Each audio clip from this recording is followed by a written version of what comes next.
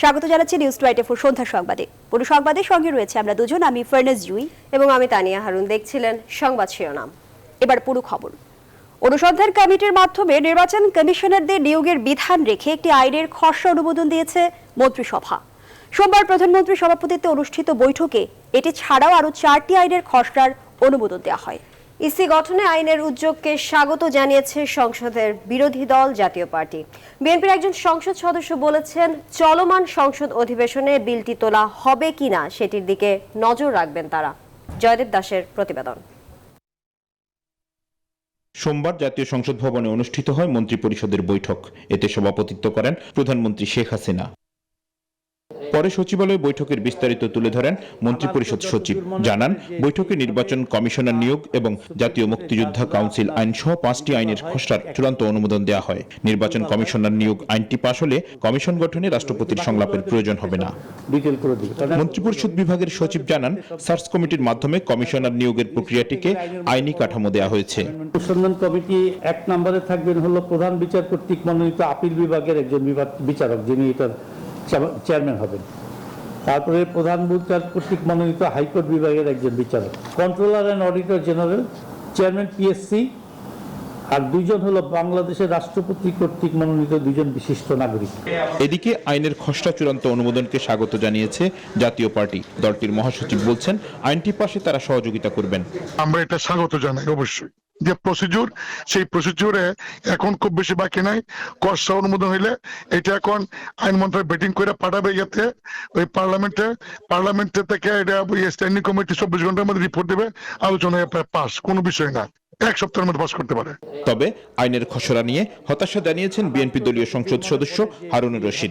আইন তো নতুনত্ব কিছু নাই, যেটুকু আমি অনলাইনে দেখেছি যে অনুসন্ধান কমিটি করা হবে, কারা কারা অনুসন্ধান কমিটিতে থাকবে, ব্যক্তিগুলো তো সরকারি মনোনয়ন দিবে। যে পারসেপশন দাঁড়িয়েছে যে সরকার যেভাবেই এসব করুক তাতে কোনো গ্রহণযোগ্যতা আসবে বলে আমি মনে করি না। নির্বাচনকালীন সরকার ব্যবস্থায় এখানে সবচেয়ে এখন মুখ্য আলোচ্য বিষয়। জয়দেব দাস, নিউজ 24, ঢাকা। রিমুভাল হয় ঠিক চলতি সংসদ অধিবেশনে নির্বাচন কমিশন আইন পাশের চেষ্টা করছে সরকার, এমন কথা জানিয়েছেন আওয়ামী লীগের সাধারণ সম্পাদক ওবায়দুল কাদের। নির্বাচন কমিশন গঠনে রাষ্ট্রপতির সঙ্গে আওয়ামী লীগের সংলাপ শেষে একথা জানান তিনি। বিকেল 4টায় বঙ্গভবনে নির্বাচন কমিশন গঠনের প্রেসিডেন্ট মোহাম্মদ আব্দুল হামিদের সঙ্গে সরকারি দলের বৈঠক শুরু হয়।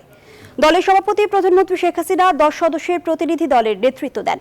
বৈঠক শেষে বঙ্গবন্ধু অ্যাভিনিউয়ে সংবাদ সম্মেলন করে আওয়ামী লীগ। সেখানে দলের পক্ষ থেকে সাধারণ সম্পাদক জানান, প্রধান নির্বাচন কমিশনার ও অন্যান্য নির্বাচন কমিশনার নিয়োগের ক্ষেত্রে রাষ্ট্রপতি যাদের উপযুক্ত মনে করবেন তাদের নিয়োগ দেবেন।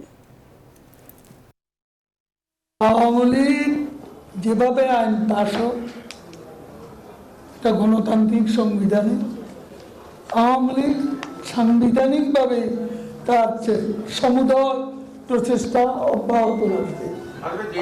আওয়ামী লীগ হাতে ভিন্ন কোনো প্রক্রিয়া নাই, অথবা আইন পাশের কোনো আমাদের কাছে আইন পাশ করা কোনো ম্যাজিকের তাস নেই।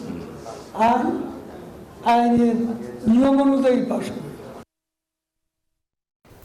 ক্ষোভে উত্তাল সিলেটের শাহজালাল বিজ্ঞান ও প্রযুক্তি বিশ্ববিদ্যালয়ের শিক্ষার্থীরা। এবার 1 দফা আন্দোলনে নেমেছেন তারা। এখন তাদের চাওয়া উপাচার্যের পদত্যাগ। ভিসিকে অবাঞ্ছিত ঘোষণা করে তার অপসারণ চেয়ে রাষ্ট্রপতির কাছে চিঠি পাঠিয়েছে আন্দোলনকারীরা। শিক্ষার্থীরা বলছেন, দাবি আদায়ে তাদের কর্মসূচি চলবে। হল ছাড়ার নির্দেশনা থাকলেও তা প্রত্যাখ্যান করেছেন তারা। এদিকে ঘটনা তদন্তে 8 সদস্যের কমিটি গঠন করেছে বিশ্ববিদ্যালয়ের প্রশাসন। সিলেট থেকে সৈয়দ রাসেলের পাঠানো তথ্যচিত্রে দেখুন ডেস্ক রিপোর্ট।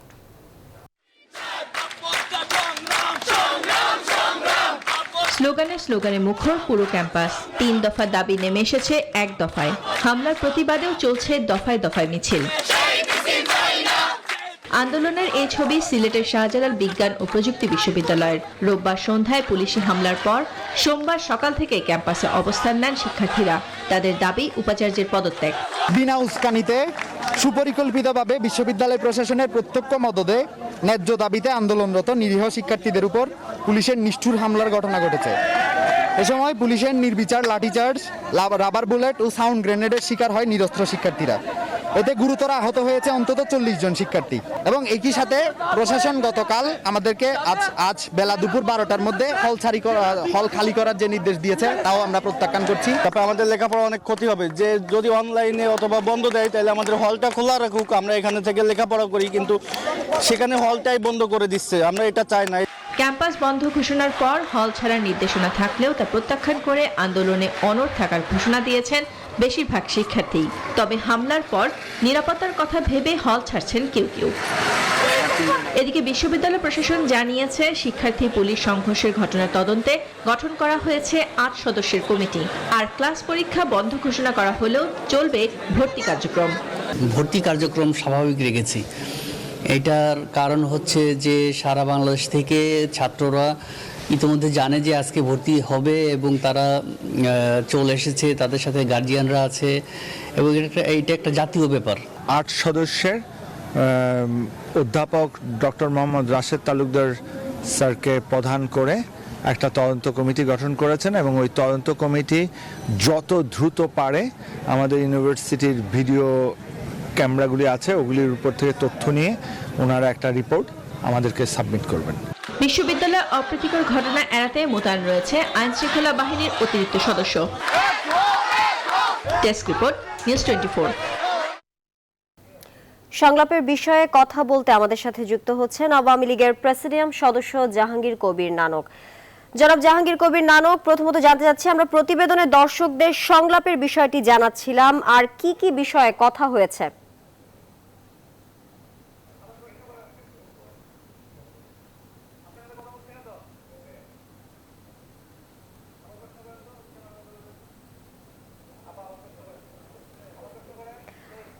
জনাব জাহাঙ্গীর কবির নানক, আমরা জানতে চাচ্ছিলাম যে প্রতিবেদনে দর্শকদের সংলাপের বিষয়টি আমরা জানাচ্ছিলাম, আর কি কি বিষয়ে কথা হয়েছে? আমি ঠিক আগের প্রশ্নটা আমি শুনতে পাইনি, একটু প্রশ্নটা করবেন? জি, আমি বলছিলাম যে প্রতিবেদনে তো আমরা দর্শকদের সংলাপের বিষয়টি নিয়ে কথা বলছিলাম, কিন্তু এর বাইরে কি আর কি কি বিষয়ে কথা হয়েছে? দর্শকদের সংলাপের বিষয়টি প্রতিবেদন আমি আসলে দেখতে পাইনি, আমি গাড়িতে বসে আছি, সেই কারণে আমি দেখতে পাইনি বা জানতে পারিনি।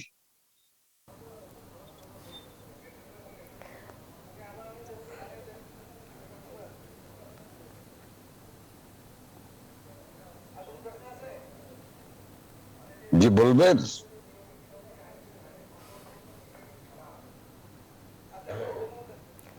জি, আপনাকে ধন্যবাদ। দর্শক আমাদের সঙ্গে যুক্ত হয়েছিলেন আওয়ামী লীগের প্রেসিডিয়াম সদস্য জাহাঙ্গীর কবির নানক।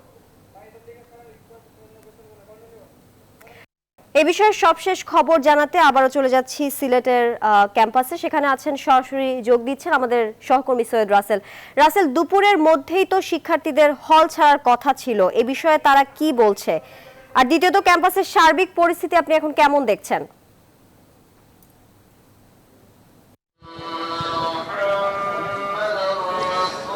জি ধন্যবাদ আপনাকে। আসলে প্রথম কথার উত্তর যদি বলি, আসলে ক্যাম্পাস ছাড়েনি এখন পর্যন্ত সাধারণ শিক্ষার্থীরা, অর্থাৎ সাবি বিসির যে বা সাবি প্রশাসনের যে সিদ্ধান্ত, সেই সিদ্ধান্তটি আসলে প্রত্যাখ্যান করেছে। এখন পর্যন্ত সেই প্রত্যাখ্যানের মধ্যে আছে এবং আন্দোলন চালিয়ে যাচ্ছে। আমি এখন দাঁড়িয়ে আছি আসলে সাবি ভিসির একদম প্রধান মূল ফটকের সামনে। এখানে আসলে সাবি ভিসির এই মূল বাসভবনটি ঘেরাও করে রেখেছেন সাধারণ শিক্ষার্থীরা। এখন তারা মুহুর্মুহু আন্দোলনে মাতিয়ে তুলছেন আসলে তাদের এই নানা কর্মসূচি। আপনারা দেখতে পাচ্ছেন এখানে অসংখ্য শিক্ষার্থী, প্রায় হাজারো শিক্ষার্থী এখানে বসে আছে। আমরা তাদের সাথে একটু আগেও কথা বলেছি, তারা আসলে তাদের অবস্থানে অনড় রয়েছেন, অর্থাৎ এই উপাচার্য যদি পদত্যাগ না করেন তারা আসলে তাদের কর্মসূচি চালিয়ে যাবেন। এবং এখানে শিক্ষার্থীরা আসলে অন্যান্য যে বিশ্ববিদ্যালয় আছে, বিশ্ববিদ্যালয়ের শিক্ষার্থীরা আছে, সেই শিক্ষার্থীদেরকে তাদের এই আন্দোলনের সাথে একাত্ম হওয়ার আহ্বান জানাচ্ছেন, এরকমটি তারা আমাদেরকে জানিয়েছেন। আর এই শিক্ষার্থীরা যেভাবে অবস্থান নিয়েছে, একই সাথে আসলে এই উপাচার্যের প্রধান ফটকের সামনে অবস্থান নিয়েছেন বিপুল সংখ্যক পুলিশ। তারা আসলে এই পুরো কর্মসূচিগুলো আসলে শান্তিপূর্ণ হচ্ছে কিনা সেই ব্যাপারে নজর রাখছেন। গতকালকে আসলে আমরা পুলিশকে অনেক উত্তপ্ত দেখেছি, কিন্তু আজকে একদম শান্তিপূর্ণভাবে তাই পুলিশ প্রশাসন অবস্থান করছে। একই সাথে ঠিক তার পাশেই আসলে অবস্থান করতেন সাধারণ শিক্ষার্থীরা। তো সাধারণ শিক্ষার্থীরা আর আগেই জানিয়েছেন আসলে এই সাবি উপাচার্য যদি পদত্যাগ না করেন তাহলে তারা এই কর্মসূচিগুলো তাহলে তারা পালন করে যাবেন। সব মিলিয়ে আসলে উত্তপ্ত হয়ে উঠেছে আসলে সাবি ক্যাম্পাস। এই কর্মসূচিগুলো কবে শেষ হবে বা কোন দিকে মোড় নিচ্ছে আসলে এখন পর্যন্ত মানুষের একটি জিজ্ঞাসা রয়েছে, কিন্তু কেউ আসলে বলতে পারছেন না এর শেষ কোথায়। এই হচ্ছে আসলে সিলেট থেকে আমার কাছে সর্বশেষ ফিরে যাচ্ছি স্টুডিওতে আপনার কাছে। তানিয়া। রাসেল, আপনাকে ধন্যবাদ। সংলাপের বিষয়ে কথা বলতে আমাদের সাথে যুক্ত হচ্ছেন আওয়ামী লীগের প্রেসিডিয়াম সদস্য জাহাঙ্গীর কবির নানক। জনাব জাহাঙ্গীর কবির নানক, চলতি সংসদ অধিবেশনে নির্বাচন কমিশন আইন পাশের চেষ্টা করছে সরকার, আমরা জানি, এমন কথা জানিয়েছেন ওবায়দুল কাদের। এছাড়া আর কি কি বিষয়ে কথা হয়েছে? আমাদের সঙ্গে অনেক বিষয় নিয়ে আলাপ হয়েছে। এই বাংলাদেশের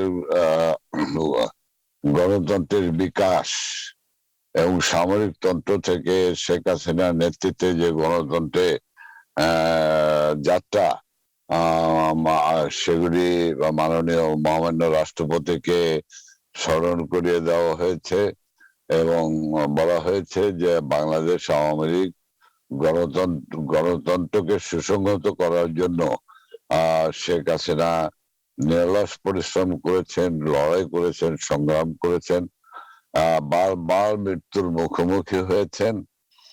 কাজেই গণতন্ত্র এবং গণতন্ত্রের পূর্ব শর্ত একটি স্বাধীন নির্বাচন কমিশন, যে নির্বাচন কমিশন একটি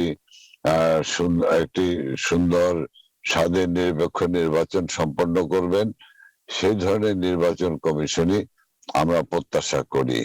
এ প্রসঙ্গে ওনার বাংলাদেশে ফিরে আসা থেকে শুরু করে বাংলাদেশের প্রত্যাবর্তন 81 সালে বাংলাদেশের প্রত্যাবর্তনের ঘটনা থেকে শুরু করে সর্বশেষ পরিস্থিতি সম্পর্কে অবহিত করেছেন। আগুন সন্ত্রাস, বিএনপির আগুন সন্ত্রাস সম্পর্কে অবহিত করেছেন এবং তিনি বলেছেন যে আমরা একটি আইন পাশ করতে চাই এই নির্বাচন কমিশন গঠনের ব্যাপারে। 50 বছরে বাংলাদেশে এই আইন প্রণয়ন হয় নাই বা দাবি উত্থাপিত হয়নি। এই 50 বছরের ভিতরে 21টি বছরই এদেশে সামরিক শাসন, স্বৈরাচারী জিয়াউর রহমান ক্ষমতায় ছিলেন, কখনো মোস্তাক ক্ষমতায় ছিল, কখনো বা জেনারেল সামরিক জান্তা জেনারেল সাদ ক্ষমতায় ছিলেন, কখনো বা খালেদা জিয়া নেতৃত্বে বিএনপি জামাত জোট সরকার ক্ষমতায় ছিল, কিন্তু কখনই দাবি উত্থাপিত হয়নি বা এই একটি নির্বাচন কমিশন গঠনের জন্য আইন প্রণয়নের কথা বলা হয়নি।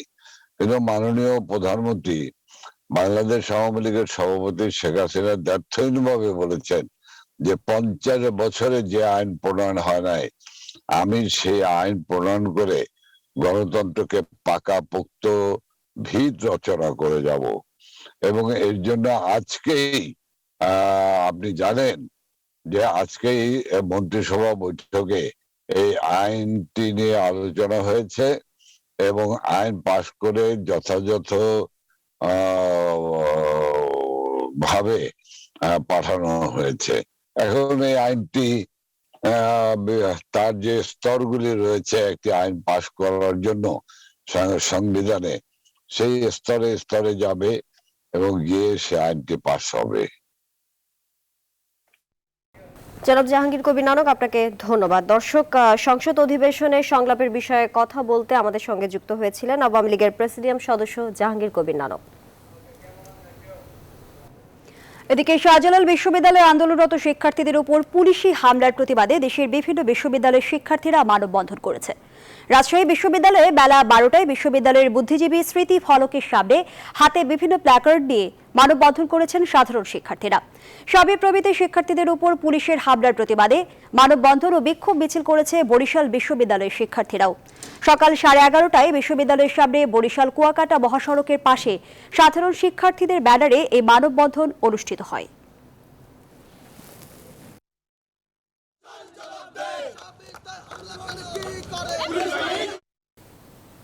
দেশে 24 ঘন্টায় করোনায় শনাক্ত হয়েছেন 6,676 জন এবং মারা গেছেন 10 জন। শনাক্তের হার 20.88%।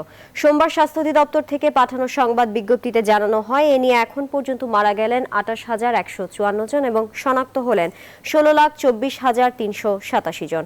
স্বাস্থ্য অধিদপ্তর জানায় 24 ঘন্টায় নমুনা সংগ্রহ করা হয়েছে 32,431টি। মৃত্যুবরণকারীদের মধ্যে 4 জন পুরুষ এবং 6 জন নারী।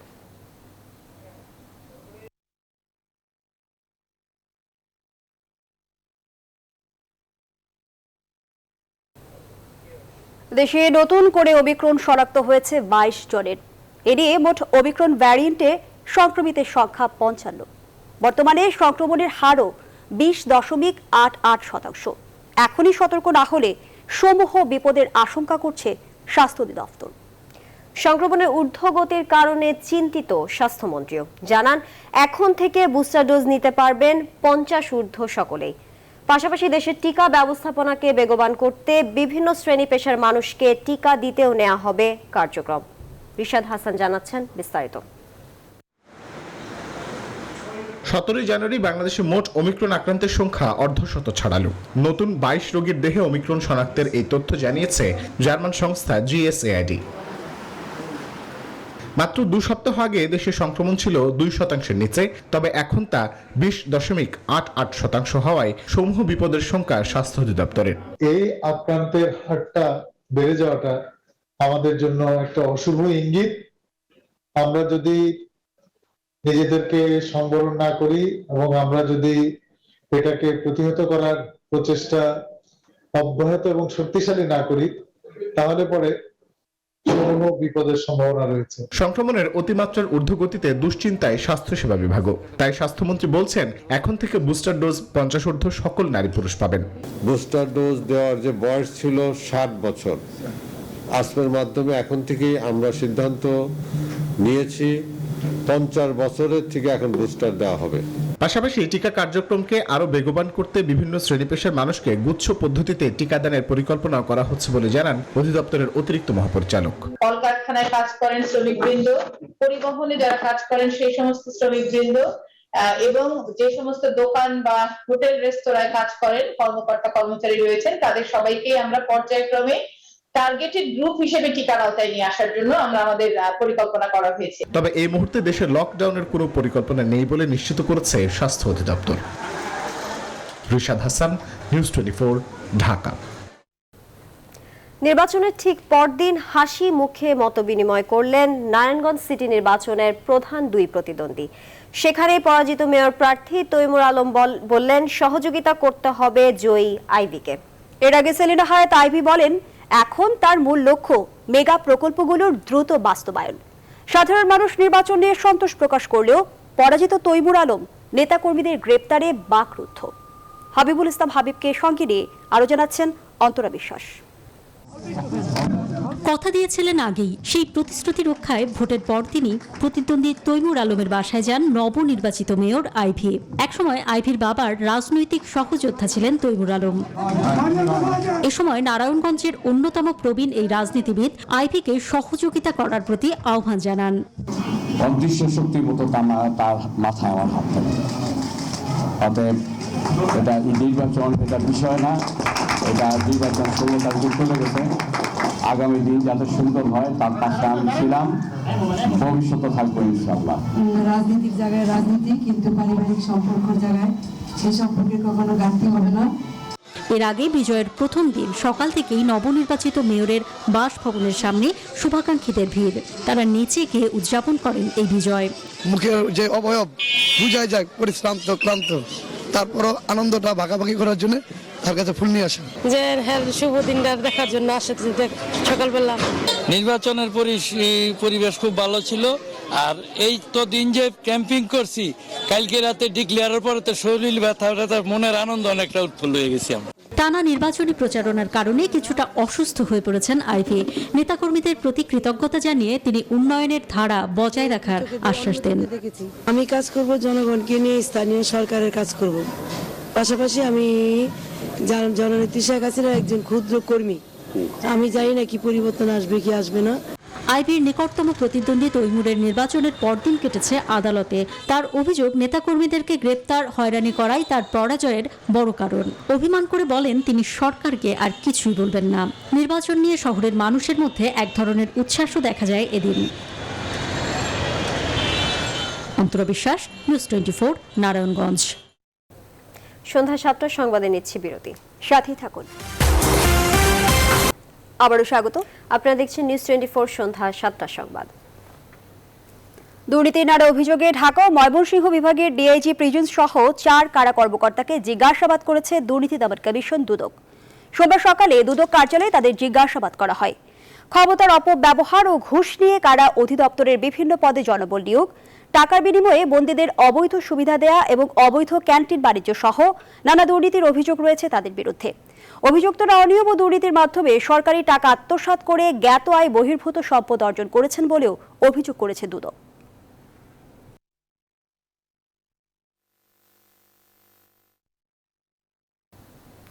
নেত্রকোনার পূর্বধলা ও সীমান্তবর্তী উপজেলা কলমাকান্দার ক্ষুদ্র নৃতাত্ত্বিক জাতিগোষ্ঠী সহ বিভিন্ন এলাকায় বসবাসরত 7 শতাধিক হতদরিদ্র মানুষের মাঝে দেশের শীর্ষস্থানীয় ব্যবসায়ী প্রতিষ্ঠান বসুন্ধরা গ্রুপের পক্ষ থেকে কম্বল বিতরণ করা হয়েছে।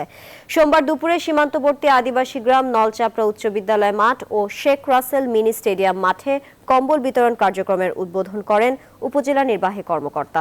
শীত মৌসুমের শুরু থেকেই দেশের বিভিন্ন স্থানে শীতবস্ত্র বিতরণ কার্যক্রমের ধারাবাহিকতায় কালের কণ্ঠের সামাজিক সংগঠন শুভ সংঘ এই বিতরণ কার্যক্রমের আয়োজন করে। হাড় কাঁপানো শীতে বসুন্ধরার শীতবস্ত্র পেয়ে খুশি হতদরিদ্র পরিবারের সদস্যরা। দেশব্যাপী বসুন্ধরা গ্রুপের শীতবস্ত্র বিতরণ কার্যক্রমের প্রশংসা করেছেন স্থানীয় প্রশাসন, জনপ্রতিনিধি সহ সর্বস্তরের মানুষ। শীতের একটা কম্বল, আমরা হাজার হাজার শুকরিয়া এই মালিকের উপর, আমরা যেভাবে বছরে বছরে হাই খুব খুশি হয়েছি। আমি বসুন্ধরা গ্রুপকে দোয়া করি আল্লাহ আরো উন্নতি যোগ করে। আজকে নেত্রকোনা জেলার কলমাকান্দা উপজেলা একেবারে প্রত্যন্ত অঞ্চলে পাহাড়ের পাদদেশের মানুষদের হাতে আমরা এই কম্বলগুলো তুলে দিচ্ছি। আমি আমার ব্যক্তিগত পক্ষ থেকে, আমার উপজেলা প্রশাসনের পক্ষ থেকে বসুন্ধরা গ্রুপকে, আমি বসুন্ধরা গ্রুপ, বিশেষ করে বসুন্ধরা গ্রুপের যে চেয়ারম্যান, আমি তাকে আমার পক্ষ থেকে আমি ধন্যবাদ জানাচ্ছি। নিউজ 24 সন্ধ্যার সংবাদে নিচ্ছি আরেকটা বিরতি, সঙ্গেই থাকুন। স্বাগত আবারও, আপনারা দেখছেন নিউজ 24 সন্ধ্যা 7টার সংবাদ। এবার ফার্স্ট সিকিউরিটি ইসলামী ব্যাংক অর্থ বাণিজ্য সংবাদ।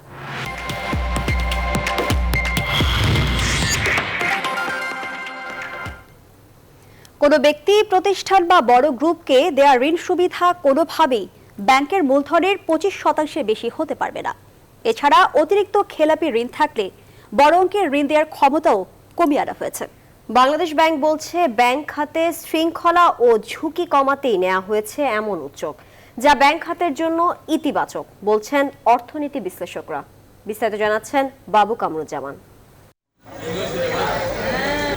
কোনো ব্যক্তি বা প্রতিষ্ঠানকে বড় অঙ্কের ঋণ দিলে অনেক সময় তা যথাসময়ে ফেরত আসে না। ফলে গ্রাহকের কাছে প্রায় জিম্মি হয়ে পড়ে ব্যাংক, যার ফলে বেড়ে যায় খেলাপির পরিমাণ। ঝুঁকি বাড়ে ব্যাংক ও আর্থিক প্রতিষ্ঠানের।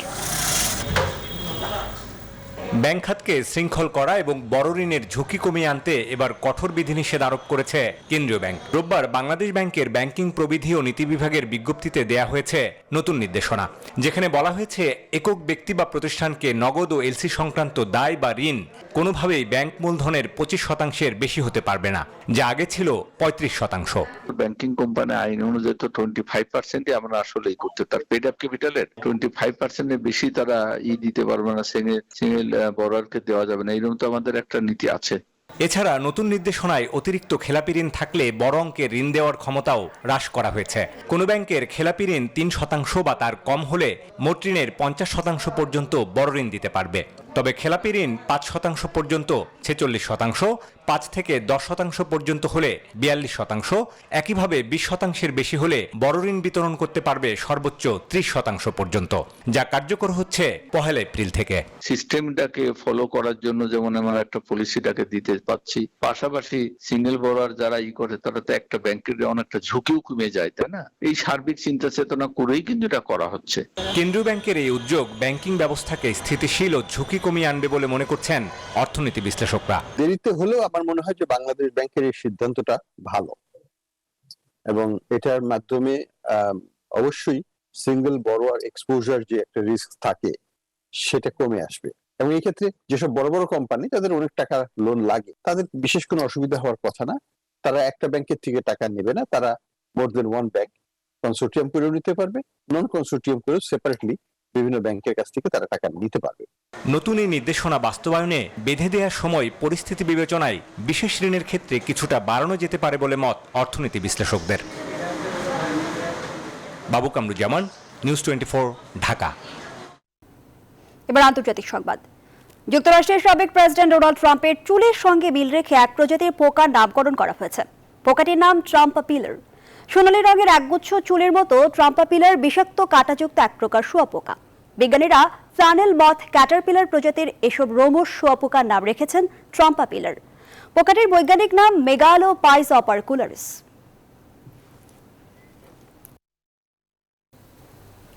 তুষার ঝড় ও ভারী বৃষ্টিতে বিপর্যস্ত যুক্তরাষ্ট্র ও কানাডার লাখো বাসিন্দা। হাজারো ফ্লাইট বাতিলের পাশাপাশি কয়েকটি দক্ষিণ পূর্বাঞ্চলীয় রাজ্যে বন্ধ হয়ে গেছে বিদ্যুৎ সরবরাহ। জর্জিয়া, ভার্জিনিয়া এবং নর্থ ও সাউথ ক্যারোলাইনায় জারি করা হয়েছে জরুরি অবস্থা। মার্কিন আবহাওয়া অধিদপ্তর জানিয়েছে আগামী দুদিন যুক্তরাষ্ট্রের পূর্বাঞ্চলের 1/3 এলাকার উপর দিয়ে বয়ে যাবে এই ঝড়। চন্দ্রানী চন্দ্রার ডেস্ক রিপোর্ট। তুষারপাত, সেই সাথে বরফ বয়ে আনা মারাত্মক শীতকালীন ঝড়ে নাকাল যুক্তরাষ্ট্র ও কানাডার লাখো মানুষ, যে কারণে বাতিল হয়েছে হাজার হাজার ফ্লাইট। কয়েকটি দক্ষিণ পূর্বাঞ্চলীয় রাজ্যে বন্ধ হয়ে গেছে বিদ্যুৎ সরবরাহ।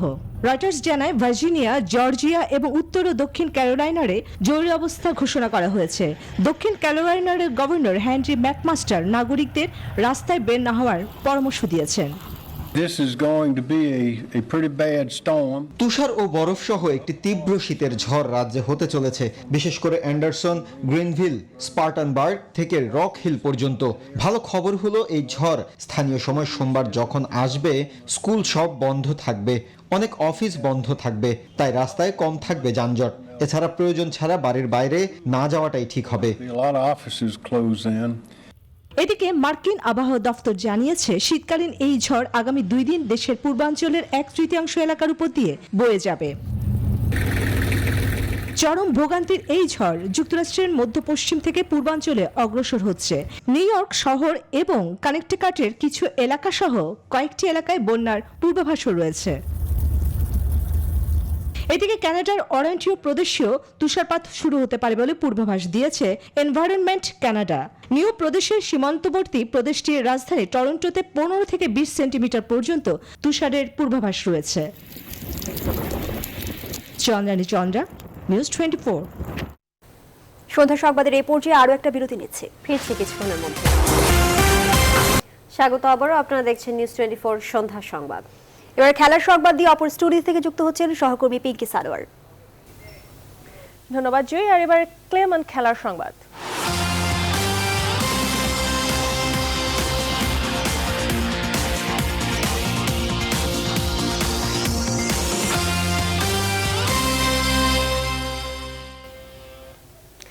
বিপিএলকে সামনে রেখে মাঠের অনুশীলনে সাকিব আল হাসান। ফরচুন বরিশালের হয়ে এবারে বিপিএলে মাঠে নামবেন তিনি। সোমবার সকালে মিরপুর একাডেমি মাঠের সেন্টার উইকেট টি20 মেজাজে ব্যাটিং করেন সাকিব। এরপর মনোযোগী হন নেট বোলিংয়ে। সেখানে বেশ খানিকটা সময় বল হাতে পুরো রিদমে স্পট বোলিং করেছেন সাকিব আল হাসান। এদিকে সাকিবের বর্তমান অবস্থা বেশ ভালো বলে জানান দলটির ব্যাটিং পরামর্শক নাজমুল আবেদিন ফাহিম। যে কয়েকদিন সময় আছে তার মধ্যে নিজেকে আরও ঝালিয়ে নিতে পারবেন এই অলরাউন্ডার, এমনটাই মনে করছেন ফাহিম। কিছু কাজ করেছিলাম এই প্র্যাকটিস শুরু হওয়ার আগেই, বিগ হিটিং নিয়ে, পাওয়ার হিটিং নিয়ে। তো আজকে সেন্ট্রাল উইকেট যখন ব্যাটিং করলো দেখলাম বেশ কিছু বল বেশ ডিস্টেন্স কভার করেছে, যেটা আগে রিসেন্ট পাস্টে আমরা দেখিনি। সো ব্যাটে বলে ভালোই হচ্ছে। আশা করছি যে আরও 2-3 জন ব্যাটিং করলে আরও কনসিস্টেন্টলি সেটা করতে পারবে। ধন্যবাদ পিঙ্কি। দর্শক, নিউজ 24 সন্ধ্যার সংবাদ আয়োজন এ পর্যন্তই। আরও খবর ও বিশ্লেষণ জানতে ভিজিট করুন news24bd.tv। ধন্যবাদ সবাইকে।